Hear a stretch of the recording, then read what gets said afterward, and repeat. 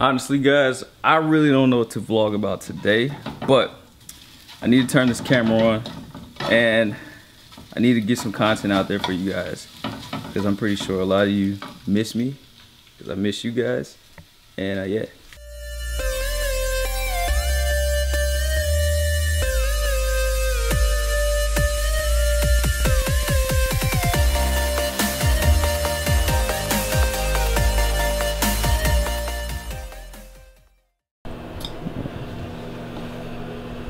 So this is not good.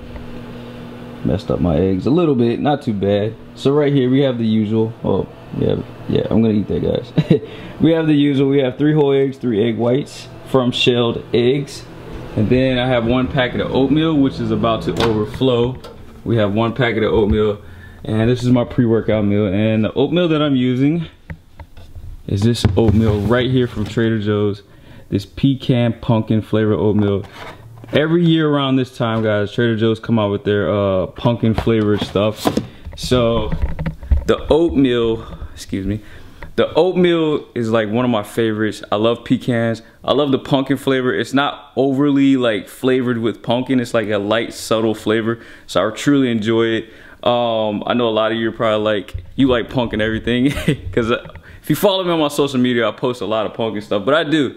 But I kind of like how it's set up because this time of the year, I like get my pumpkin fix, and then for the rest of the year, I'm good. Like I really don't want anything pumpkin, but it's nice to have different foods like oatmeal, which you don't see all the time that's pumpkin flavored because it's a seasonal thing. So yeah, but anyways, this video, this vlog, it's gonna be a random video, random vlog until I can pinpoint something I really want to discuss. I think I have a couple things I could talk to you guys about, but just want to keep the camera rolling, keep my life rolling, keep it transparent. Today we're training legs, so I may bring the camera and just show you guys a couple exercises and give you guys a couple pointers, but I'm not gonna record the whole workout because for the most part, you guys, you know, you've seen tons of leg videos, unless I just completely do like some crazy leg workout that I've never done. But I may hit on a couple like exercises that I want you guys to take notes and kind of learn from, all right? So I'm about to go ahead and have my breakfast, and then we're gonna head to the gym. But I wanted to show you guys my monthly supplements from MuscleTech and share the supplements and why I get them. So starting from right to left, we have L-carnitine, which is something that I live by. L-carnitine is good because it helps break down that body fat and convert it to energy, and it's a non-stim product. And all you have to do, this is the liquid. They come in powder form. You can get it in pill form, but I highly recommend either powder or liquid. But this stuff right here, guys, you take this before your cardio session or workout, and you will be sweating like crazy. And like I said, it's a non-stim product that breaks down body fat and converts it to energy. So I got 3 bottles of it. I'm gonna take 1 to work and leave 2 here. Next, I saw on the list that they had this premium protein already pre-made, come in this big carton, 64 ounces. And I was like, yo, this can be a game changer because, you know, late at night, if you have that sweet tooth, you can just go in the refrigerator and it's almost like pouring a glass of chocolate milk. I don't know how it tastes yet, but I'm hoping that it tastes really good, and I'll let you guys know how it tastes. But it's pre-made. I can leave it in the refrigerator and I don't have to worry about like taking my powder, shaking it up, mixing it up, stuff like that. If you're on the go, you can pour this real quick and get going about your day. Next, we have 2 tubs of powder. Now the powder is really good for traveling. I travel a lot, so I like to get the small tubs, which is the 2-pound tubs. And I usually just throw these in my suitcase and I go on about my day. That way I make sure I have protein with me. So I just want to stock up, get a couple more tubs because I've been traveling a lot lately and I'm running low on protein. Next, I just ordered BCAAs. Now I have 3 different types, but I ordered 3 of this flavor and then 2 of this flavor, and then I'm trying out this new flavor. But the Amino Max is a new line from MuscleTech. Well, the Black Onyx Amino Max is a new product from MuscleTech, and it's a GNC exclusive only, so you can only get these 2 right here from GNC. So I got the Miami Spring Break that MuscleTech sent me about 2 weeks ago, and it tastes really good. But they also have this white grape freezy, and they also have this watermelon candy, which I'm going to try. So, and then I got this amino build in the fruit candy flavor. So when it comes to BCAAs, guys, I love variety. I love different flavors. So I invest in different flavor BCAAs. That's just me, you know what I'm saying? I don't invest in pre-workouts. I don't really invest in like a ton of other stuff. I usually get fish oil, multivitamin, BCAAs, and protein powder. That's like my 4 to do things. That's like my 4 mandatory things that's all I can afford, right? So I'm trying out these different flavors. I got I got 3 of these because I'm gonna send my mother one because she loves using BCAAs and I know she likes grapes. So I'm gonna send her one, and then I'm gonna take 2 of these to work and leave at work at the fire department, and then I'm gonna keep these 2 at the house. And like I said, for me, it's just having a different taste, you know. It's not drinking the same BCAA every day. Alright, y'all, so breakfast is complete. I'm letting my meal digest. While I was letting my meal digest, I decided to go ahead and prep my meals, which is already done, which is the reason why I'm talking to you guys now, because like I said, man, this video is gonna be all over the place, but at the end of the day, I know something's good is gonna come from this video, and you guys will be able to take and pull away from this video and apply it to your daily life or your fitness goals. I'm not just, you know, I just like, yo, I just need to turn this camera on and let it roll, you know, record, get some content out there, and I'm not gonna just throw any kind of content. Sometimes I just don't know what to share with you guys, and then when I go back to edit the videos, I'm like, look, man, I talked about some good stuff here, or I shared some good workout tips. So sometimes it doesn't hit me until, you know, I watch it a few times. But something did come to my mind, like I said, you know, people always tell me I don't have time to meal prep and cook my food and this and that and above.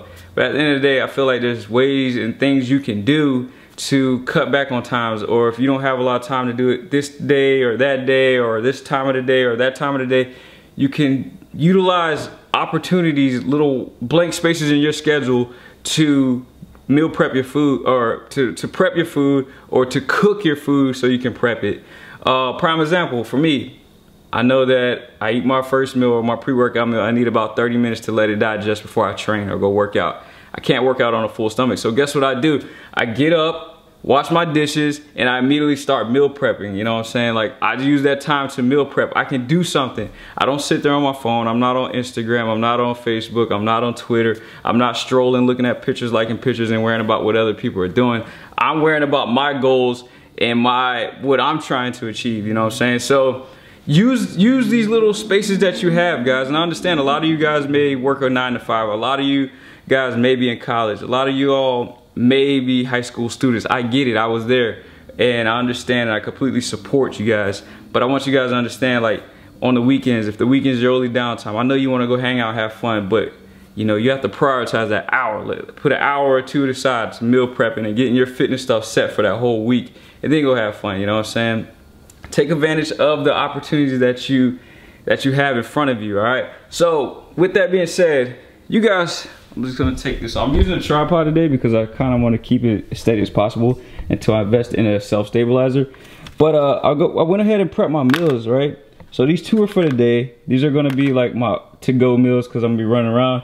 And then these 2 are for the fire department, along with other meals I have, all right? Because I do 2 shakes and then I do 2 egg meals. But what I want to talk to you guys about real quick in this clip of the video. So what I did yesterday at the fire department, I took 6 packs of chicken thighs, grilled them all up and put them in this bag. This makes prepping so easy because all I have to do, guys, is come in here, open this bag, get my Tupperware, put it on the scale, and then weigh out how much protein I need. And then I go on about my day. You do this once, maybe you do this about once a week, guys. This cuts back on so much time for you, all right? My vegetables are frozen, so all I have to do is weigh those out. Or I don't really weigh the vegetables, but I just put some vegetables in there, and then my rice. I have pre-made rice already, so all I have to do is weigh it out. So this right here, this setup took me 5 minutes to do because all I had to do was weigh everything out. So put this back on here. Sorry about that. So where I'm getting at, guys, capitalize on times and opportunities throughout your day, your week, to help achieve your fitness goals. Because at the end of the day, I'm gonna be straight up honest with you, about 85 to 90% of your dieting will help. Well, 85 to 90% is pretty much diet, period, when it comes to fitness. You can train, you can work out all day, you can work out twice a day. If your diet's not on point, you're wasting your time, you're wasting your energy.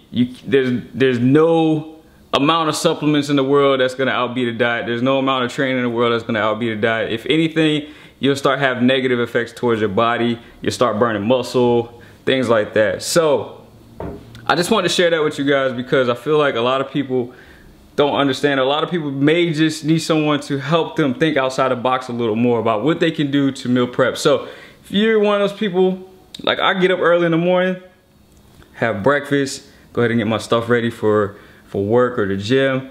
And while I'm letting my food digest, I go ahead and prep my meals, and then I'm out the door. And then one day out of the week, hey, I'm at work at the fire department. I understand everybody doesn't have this opportunity.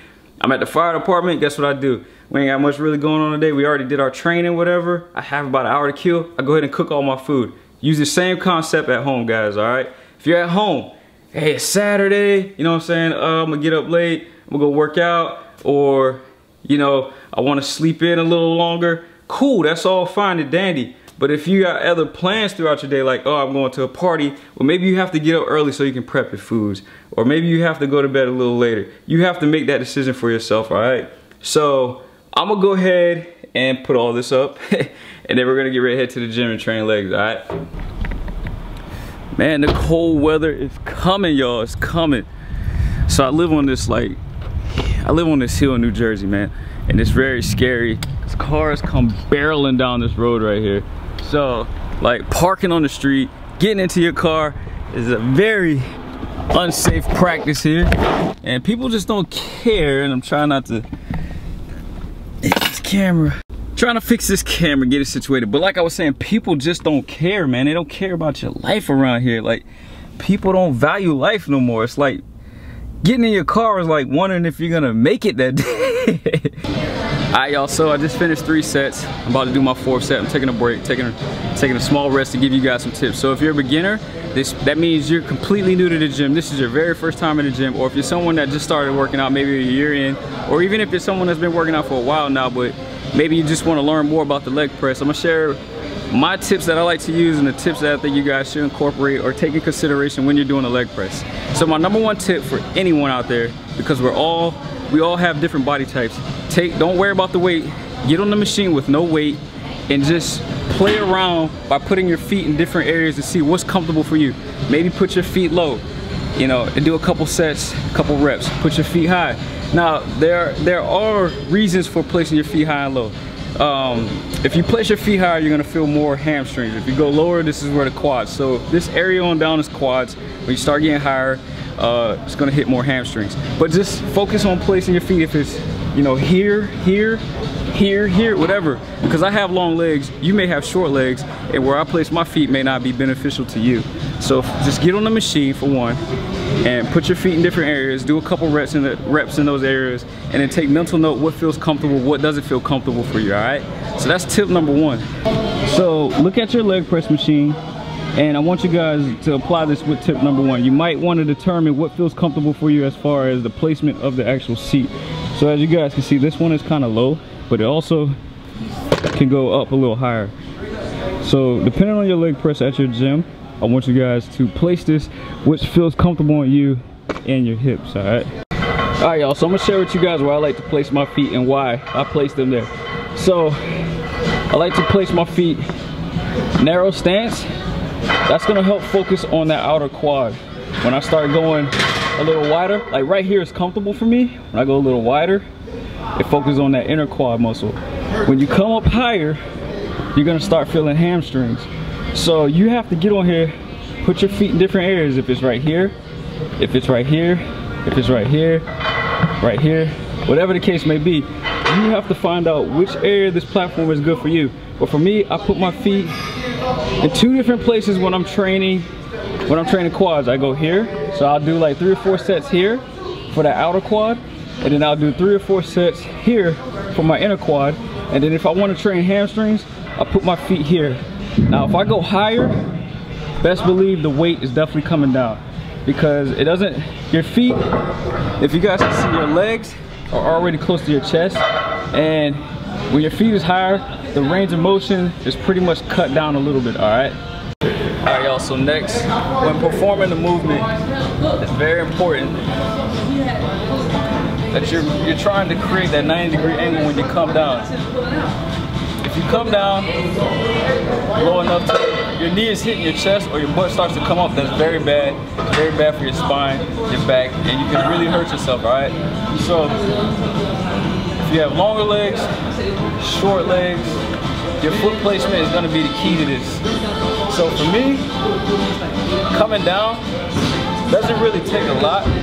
as much as it will probably for a shorter person, alright? So I'm gonna show you guys what it should look like when you're hitting that 90-degree angle, and then you can push back up. Now, if you have bigger legs, a lot of people don't understand your range of motion may cut down a little bit, alright? Me, I don't have big legs. You guys already know that. I got chicken legs, so my range of motion is pretty good with this press. So I'm going with a narrow stance first. Push off.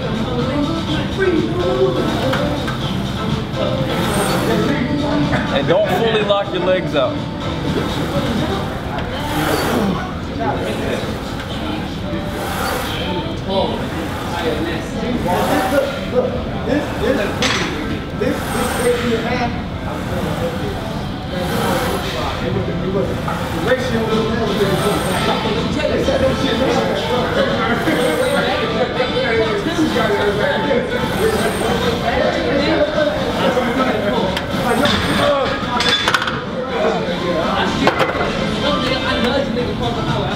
Yeah, that's a very tough set. That was actually set number 6.